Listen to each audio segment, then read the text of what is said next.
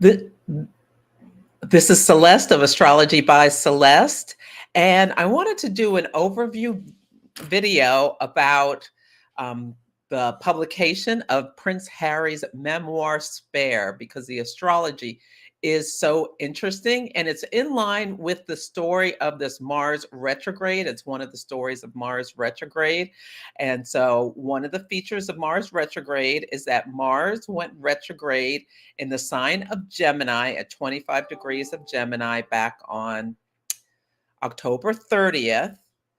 And Mars is a planet of action, it's a planet of conflict. And when a planet goes retrograde, it has ability to do a lot of damage.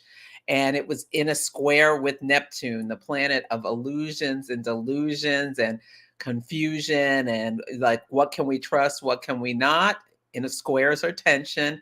And then it's in a quincunx with Pluto at the beginning of the transit. And you can cast a chart for when a planet stations or enters a sign or this, that, the other thing that can tell you the nature of its entire transit.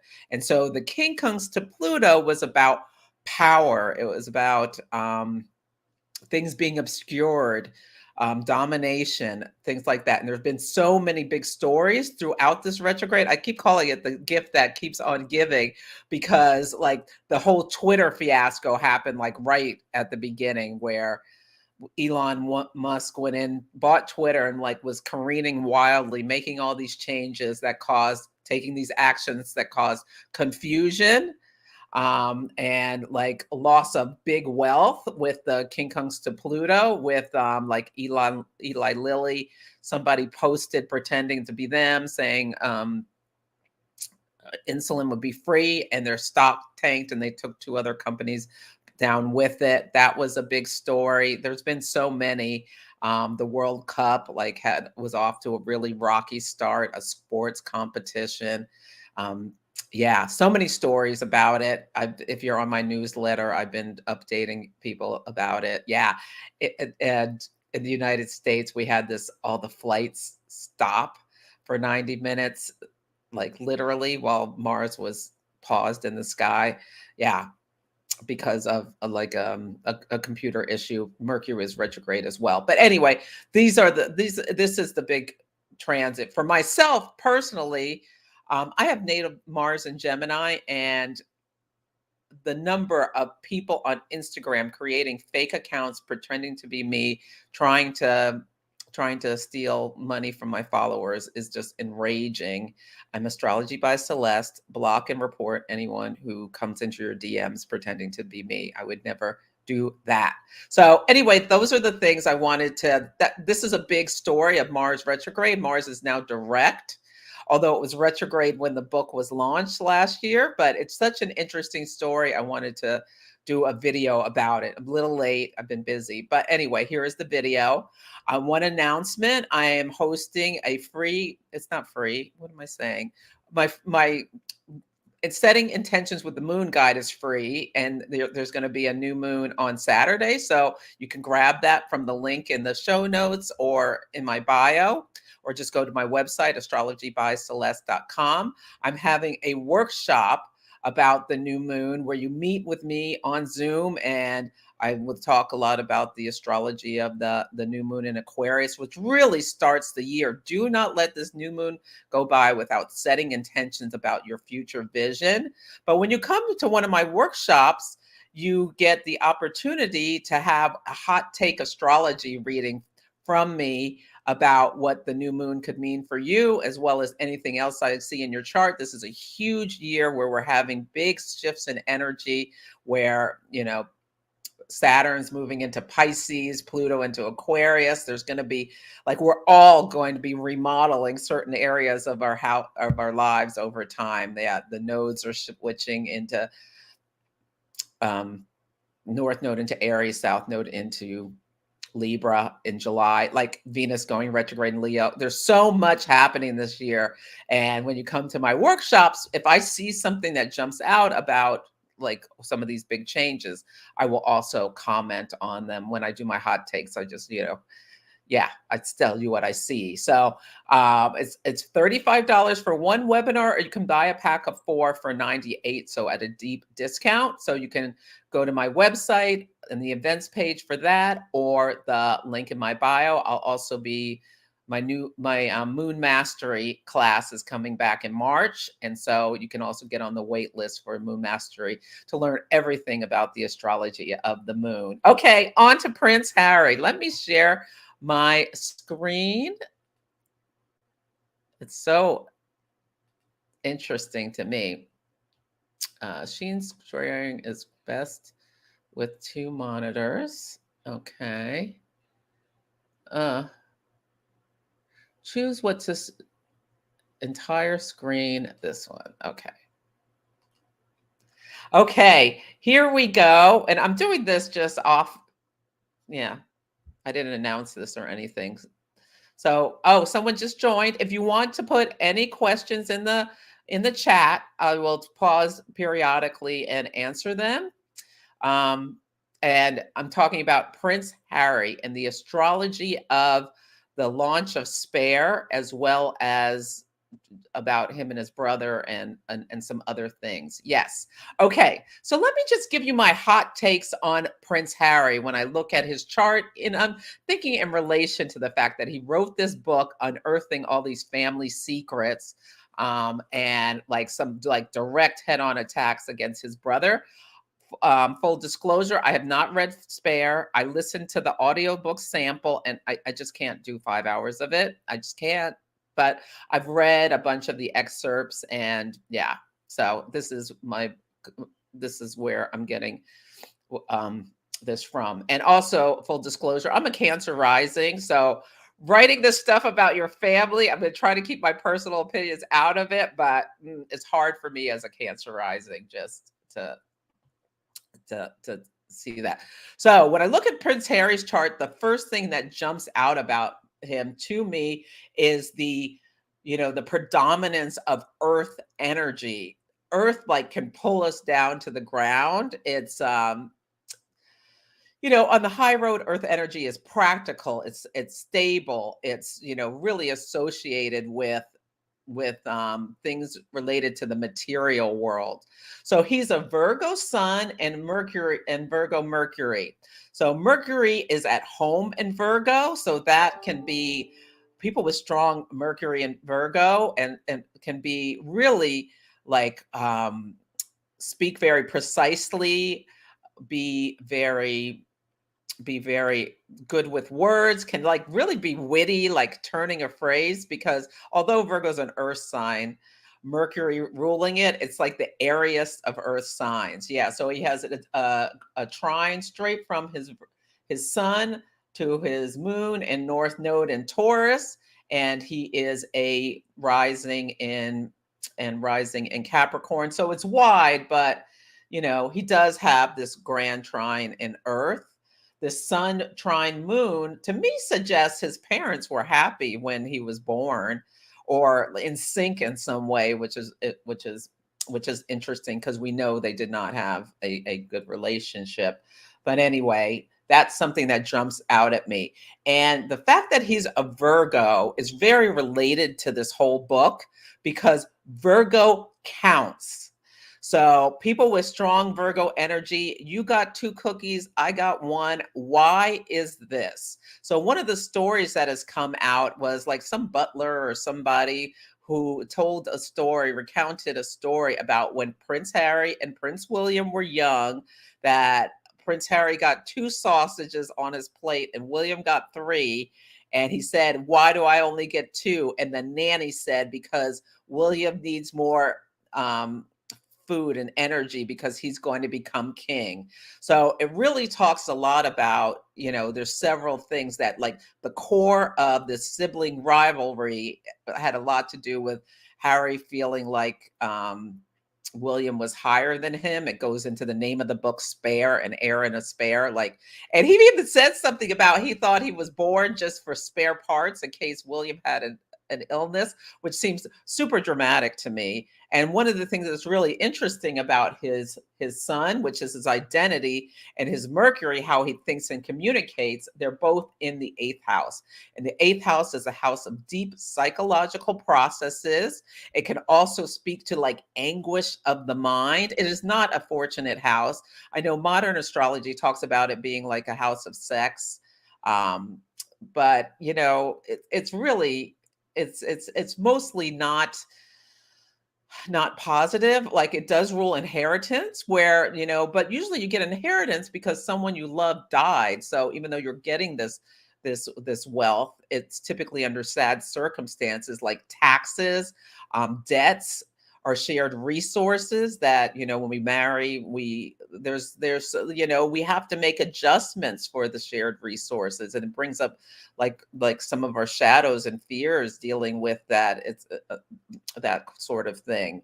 But yeah, those are some of the things I think about: fear and anxiety with the eighth house as well. So he fears he's not worthy of, or less than his brother, because he's doing all this Virgo counting.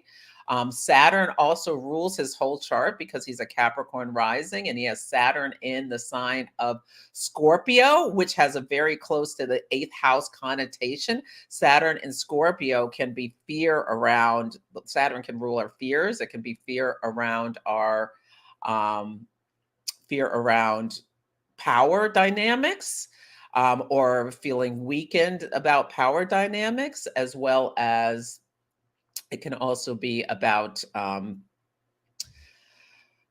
about sexuality or things like that, or that eighth house stuff like paranoia, or like thinking you're born just to be harvesting parts for someone. Yes. So Saturn rules his whole chart. It's very high in his chart. It's on the cusp of his 10th house. And with the 5-degree rule, it's really in his 10th house of public opinion, like your public face, your job, your career. And Saturn is cold. It's a little harsh kind of stuff. So the fact that it rules his whole chart, it's a little melancholy.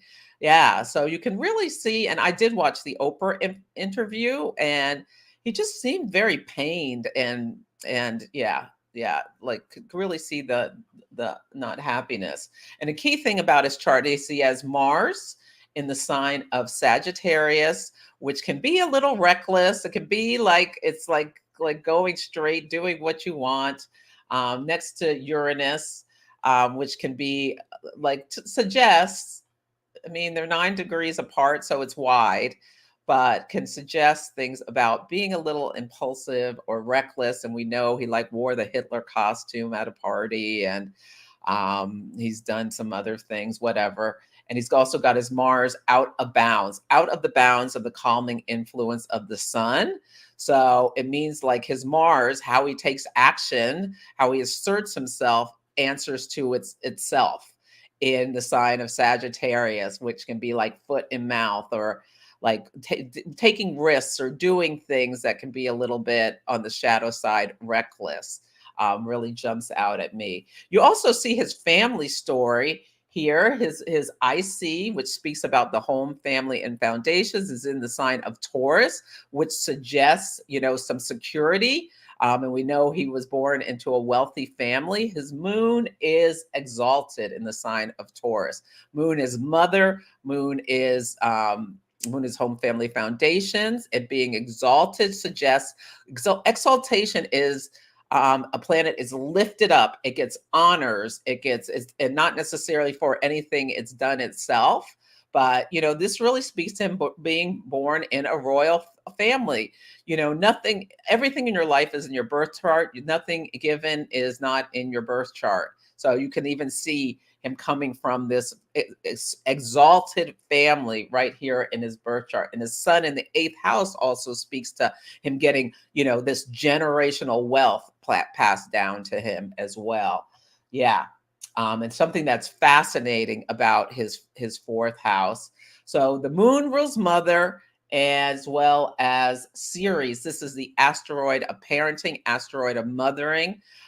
Ceres myth is associated. She's the goddess of the grain. It's Demeter in Greek mythology, Ceres in Roman, I believe, mythology. And her story is her story is about the creation of the seasons. The mythology is that her daughter Persephone was dragged down to hell by Hades, Pluto, and forced to marry him. And she got so upset and was grieving for her daughter that she let everything die. She was the goddess of the harvest. And so the people were starving. And so she made a deal with the gods to get her daughter back half the year, and then her daughter has to go back to Hades half the year. And that is where we get the seasons. So sometimes when people's Ceres is activated, it can be like they're dying unexpectedly. Or if you have Ceres in your natal chart and it's activated, it could be like someone you love as well dying unexpectedly. And so his Ceres is on the fixed star Algol, which is at 26 Taurus. It's the most feared fixed star in the heavens.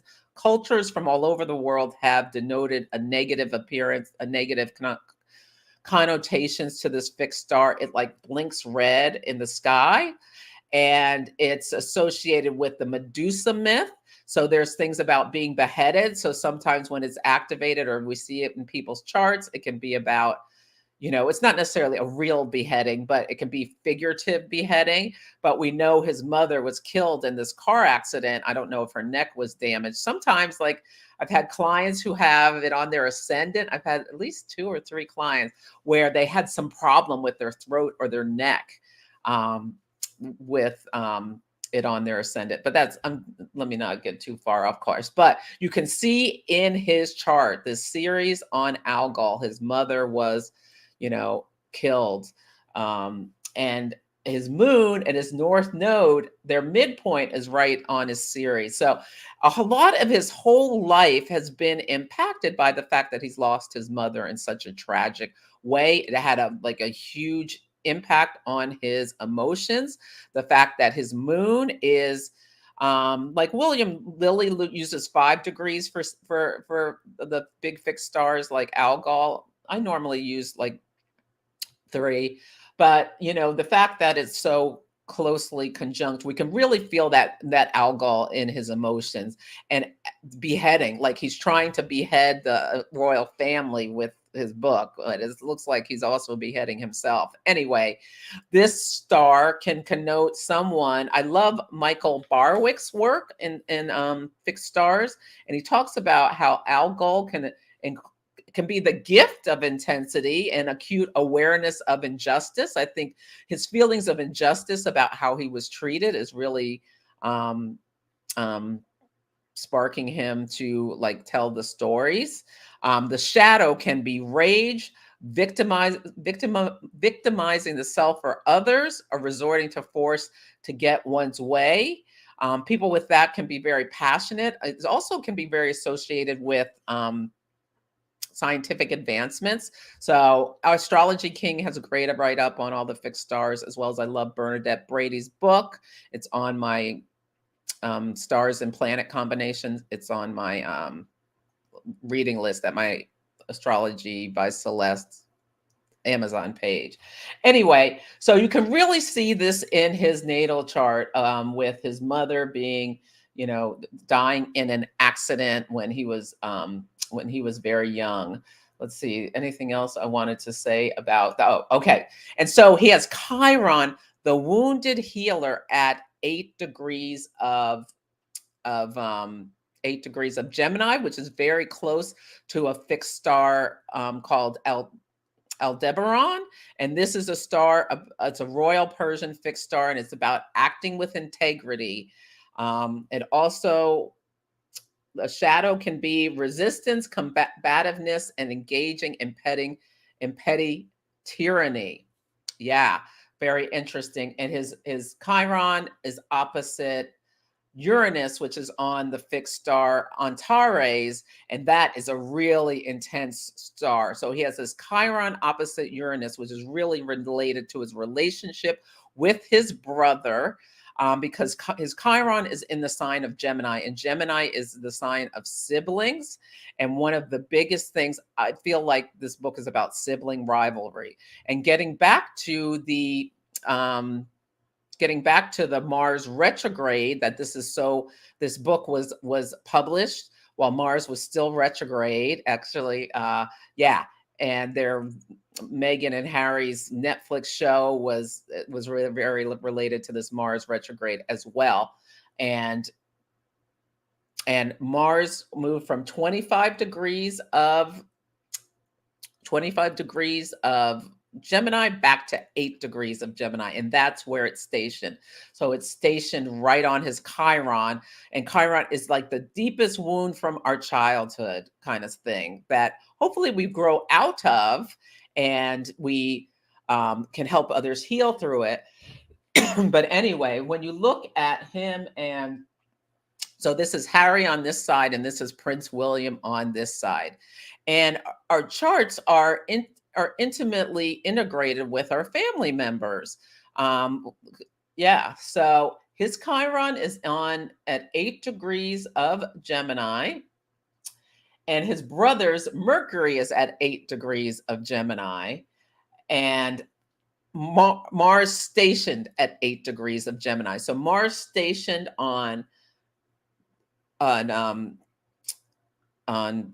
Prince Harry's Chiron, his core wound, and William's Mercury in Gemini, the sign of brothers, the sign of siblings, and Mercury is a planet that rules siblings. So, and Mars attacks. I really feel like this whole book is about attack, about how he feels aggrieved from his Virgo sun, whole, accountability, counting all the ways he felt, less than because of his brother was the king, how he felt like a spare, all of these kinds of things. Yeah. And one of the stories that came out he told this story about how he and Prince William got into a conflict because Meghan told Kate she had baby brain, which is really offensive, but apparently Meghan apologized, but William got all worked up, and there was some fight ensued, and then William knocked Harry to the ground. And so, like, part of the book is that, like, actual physical fight between the two of them. Yeah, but there's a lot of rivalry, competition, and you can see their Mercury's square. So Mercury in Gemini is a lot more lighthearted, or like love, like they're both ruled by, both of their Mercuries are ruled by Mercury. Both of their Mercuries are in domicile at home. Mercury is at home in Virgo and Gemini, but Mercury can criticize. Mercury, complains. Mercury and Virgo can be extremely critical. Yeah. So you can see that with that square between their Mercuries are square each other. So there's tension just naturally between how they think. And yeah, I would imagine Harry could get like a little more like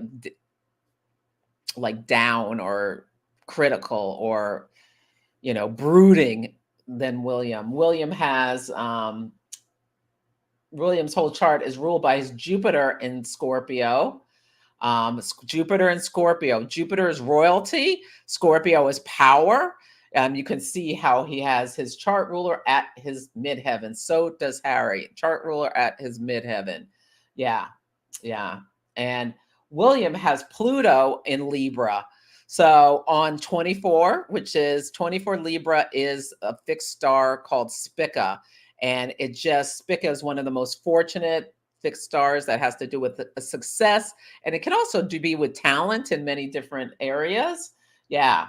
And you can also see that William has his Venus and his Chiron in Taurus on Algol. So, William's Chiron is on Harry's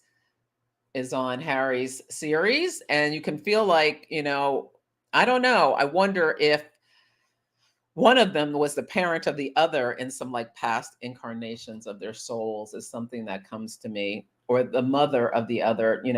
Venus rules women, Chiron. Yeah, it's interesting how they both have Chiron in the fifth house of self-expression, being royalty. They can't, they have to be careful about what they say, or they're very like, controlled about how they could express themselves.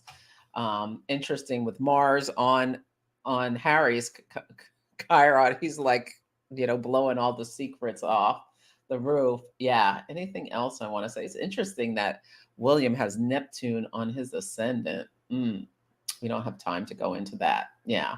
Interesting. So let's go to the launch of, one thing that's really interesting. Okay. So William's Jupiter is on Harry's Pluto. Yeah. And I can just feel this like intense brooding. And Jupiter Pluto, like together, they could make a power couple, kind of, because Jupiter expands everything. Pluto rules wealth, and power and all of that kind of stuff. And interesting, yeah. And Prince Charles is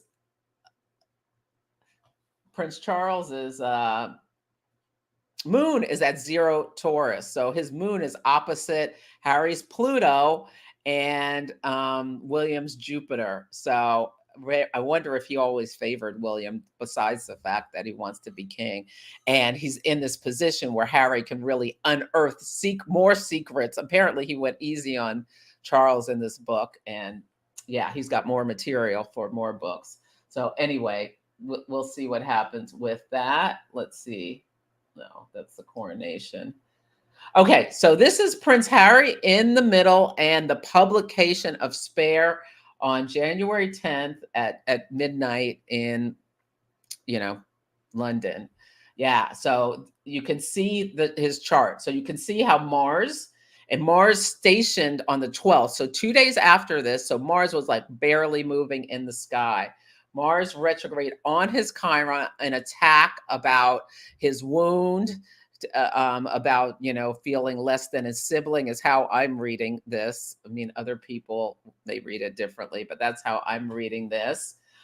When he published the book, it was also Mercury in his first house, retrograde. So Mars and Mercury retrograde. Retrograde planets have the ability to cause a lot of harm. Yeah. And like Mars and Gemini being retrograde. Yeah. It also, to me, is like backfiring. Your actions backfire. And both them being retrograde, I wonder if in the long haul, this book will, he's making lots of money, but in the long haul, he'll look back and regret this. I also think that because the South Node is near his Saturn. So while, South Node on Saturn suggests that we may do things or take actions that we come to regret. So we'll, he may come to regret that he published this book. I don't know. Yeah. But that would be what I'm seeing. Another thing that's really interesting is that Uranus is right at his IC, the family. Like, is he going to be, it has this book, will this cut him off completely from his family? I don't know how his brother is supposed to forgive him for telling all these, family secrets about their relationship. I just don't know how that's even possible to forgive him. So yeah, I wonder if he'll be disinvited to the coronation or not invited, because Prince Charles is getting coronated in May. And so what will be happening is Pluto will be in Aquarius at 0 degrees of Aquarius in Harry's first house. And it'll be like starting his Pluto square. And like with Uranus coming to his IC, I'm wondering, it's like, so, and then Jupiter at that time will be in Taurus. So Pluto in the sky, opposite his natal, let me just show you. This is Prince Harry. This is the coronation. Okay. So, Oh, Jupiter's coming. It's not okay. It's not there right quick. Yeah. But anyway, Pluto in the sky is squaring his Pluto. Will he be like will he be allowed to go to this? I'm wondering. Especially since mm,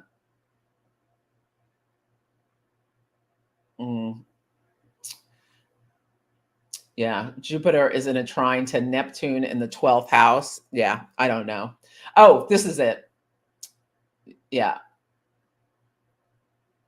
I don't know. I lost my train of thought on that whole point. Yeah, because I thought Jupiter was already at zero Taurus. It'll be there soon. But anyway, I wonder if he'll be separated from his family when this all happens. Yeah, we shall see. Let me go back to Spare being published.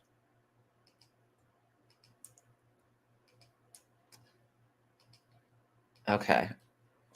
So, something else that's really interesting. When it was published, the moon was in Leo, and Meghan Markle is a Leo sun. And I really also get the feeling that one, he's writing this. Oh,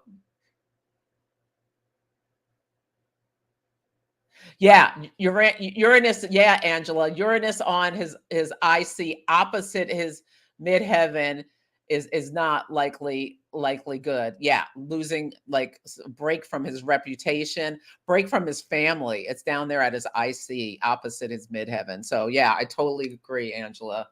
Yeah. Um, yeah. What was the other thing I wanted to say? You see also Neptune in the sky is opposite his sun.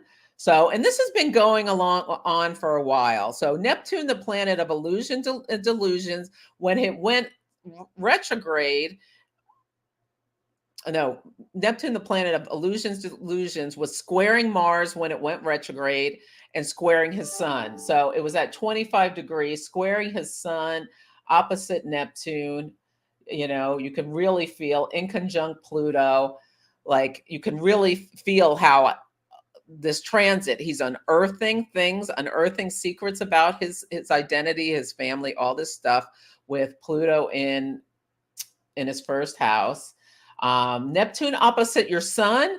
Neptune can be like Vaseline on a mirror, like you're changing your image, or um it can be like your brand out, how people see you out in the world, the image you project. I think his image has taken a big hit through all of this, the Oprah interview, and if he kept and the series and this book, because he looks like petty and aggrieved about some things. Like, I know the royal family's done lots of horrible things in the world and all of that sort of thing, but I really think this is a lot of like personal stuff about his relationship with his brother, talking about how the firm is not, the damage that it did to him and his wife and his mother and all that is one thing, which I'm sure he goes into in this book. But the personal attacks on his brother is what really is, yeah, Neptune delusions, as well as drug abuse and things like that. I don't know anything about him and drugs. I just know that, yeah, that he's, yeah. You can also see Jupiter in his second house of finances and money is right on his black moon Lilith, which is an asteroid. That Lilith was Adam's wife who could not be tamed. It also has a thing about um somebody being intense or doing things that are like a little bit, yeah, shocking or shadowy. Yeah, and Jupiter, he's making a lot of money through this, telling those family secrets. Yeah, Neptune and Mars conjunct is not great.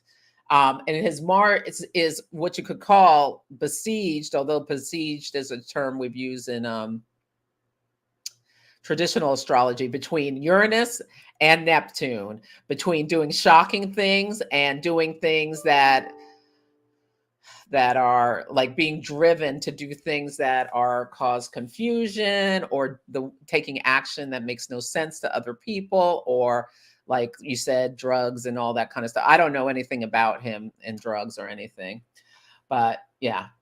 But I know, I feel like this book, he's taking this action thinking he's going to, by unearthing these things, he's talking about wanting to, in interviews, talking about wanting to have a good relationship with his family, but I don't know how you can after you write a book about them. Yeah, like he's like deluding himself, that he doesn't understand his actions and that their potential consequences.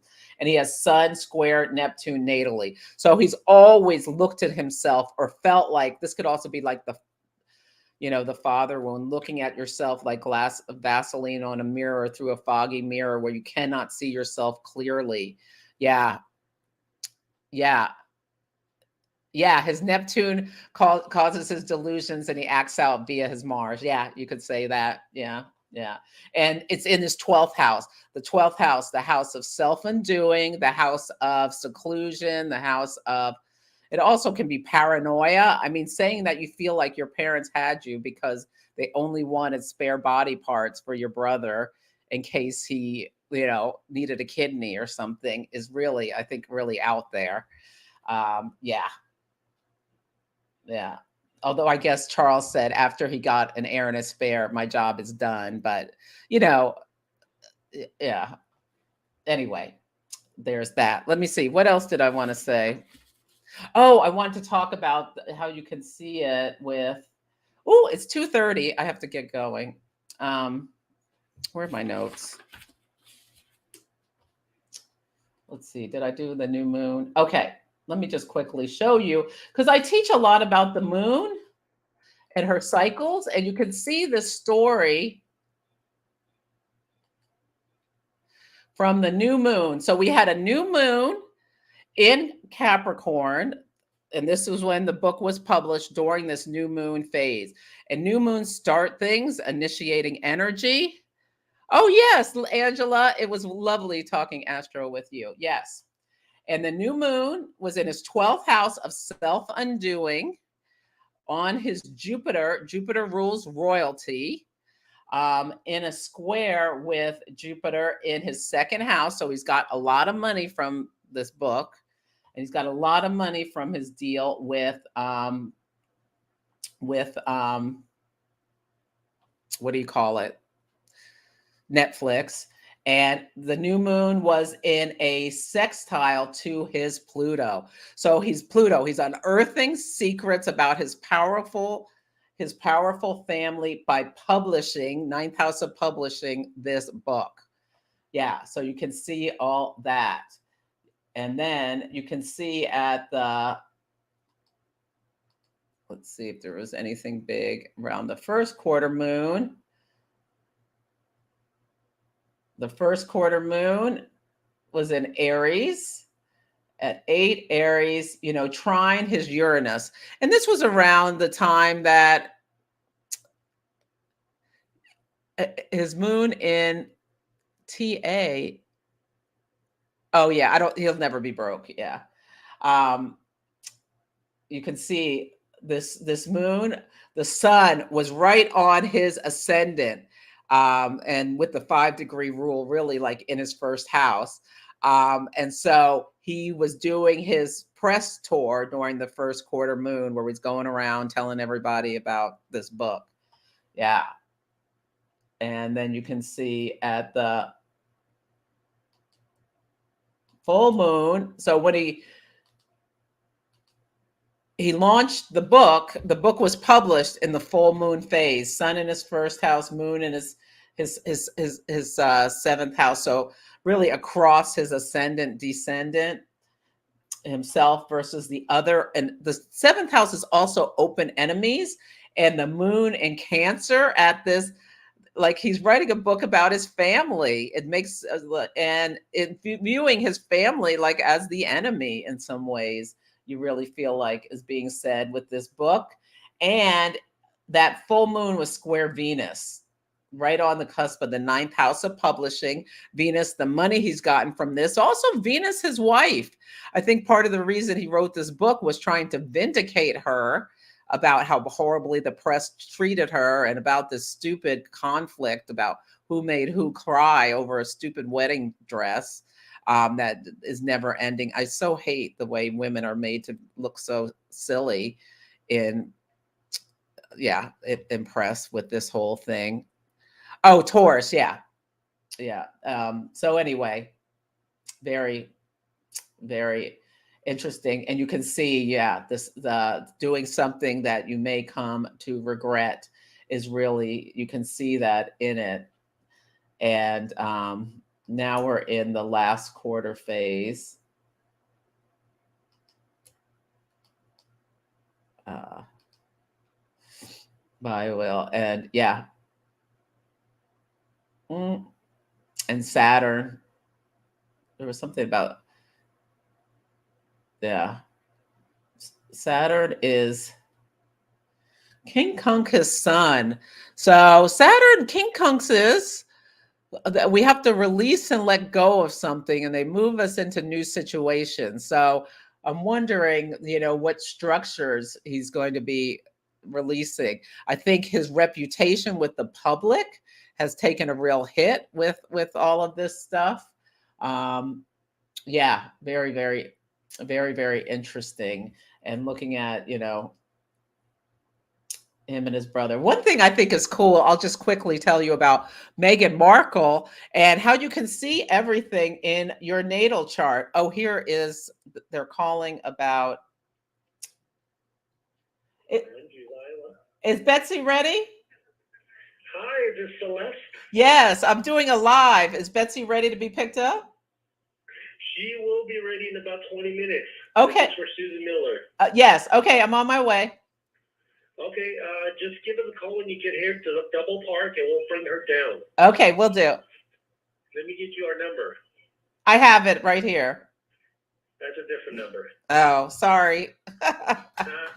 415 833 uh-huh 3309. Okay. Thank you. Got it? Okay. Perfect. Bye. I have to pick someone up from the hospital. This is Mercury still retrograde, so sorry, I had to answer that phone call. Anyway, what was I saying? Meghan Markle. Okay. So, nothing that's in your natal chart, nothing, you can't have anything that's not in your natal chart. And you can see how she married a prince in her natal chart. And I talk about this on next week's Celestial Insights podcast. Yeah. So she's a Cancer rising. So that means her marriage partner is Saturn, because she has Capricorn on the descendant, the husband, and her Saturn is exalted in Libra. So exaltation, her marriage partner is exalted, is raised up, is elevated. Yeah, because he's royalty, literally. Saturn next to Jupiter, he's a prince, royalty. And moon is relationship. So this moon, Saturn, Jupiter, you can see in her natal chart, this story. Yeah. And Pluto, her Pluto is right near that fixed star Spica. That also jumps out at me from this chart, and anything else that jumps out. Yeah, the 11s. Harry's her Mars is opposite Harry. You can see that. Okay, spare Harry. So 11, that's William.